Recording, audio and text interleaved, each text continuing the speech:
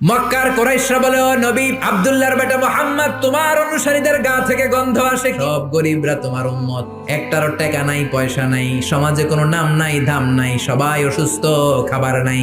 আমরা মক্কার ধনী মানুষ, আমরা ওদের সাথে ওয়াজ শুনবো না।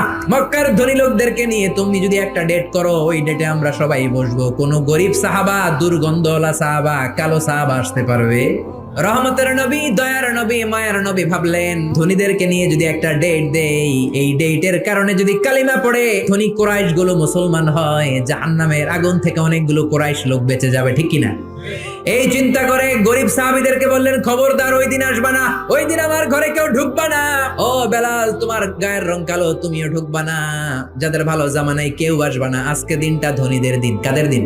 ধনীদেরকে ওয়াজ করব। ধনীদেরকে বিশ্বনবী ওয়াজ করতে লাগলেন। ইন দ্য মিনটাইম এক অন্ধ সাহাবা এই নোটিশ শুনে নাই। আব্দুল্লাহ ইবনে উম্মে মাকতুম, অন্ধ সাহাবী, হুট করে ওই ধনীদের মিটিং এর মধ্যে ঢুকে গেলেন। বিশ্বনবী একটু অপছন্দ করলেন। বিশ্বনবীর ভ্রুটা বিশ্বনবী একটু কুঁচকালেন। আহা, এখন কেন ঢুকলো? অন্য সময় ঢুকলে তো ভালো হইতো। এই যে বিশ্বনবী একটু অপছন্দ করলেন, একটু নাক ছিটকালেন, বিশ্বনবীরও আল্লাহ ছাড় দেয় নাই।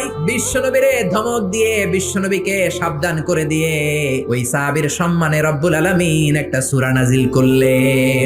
ও নবী, আপনি অপছন্দ করলেন কেন? নাক ছিটকালেন কেন? বিরক্ত হলেন কেন? যাদেরকে নিয়ে মিটিং করেন হয়তো একটাও কালিমা পড়বে না। আর যে অন্ধ সাহাবীর কারণে আপনি ভ্রু কুঁচকালেন, বিরক্তির ছাপ প্রকাশ করলেন, হয়তো ওই সাহাবীর বদৌলতে কালিমার পতাকা পতপত করে উড়ে চলবে, ঠিক কি না? এজন্য খবরদার, মুখ সামলাতে হবে। যেমন মন চায় তেমন বলা যাবে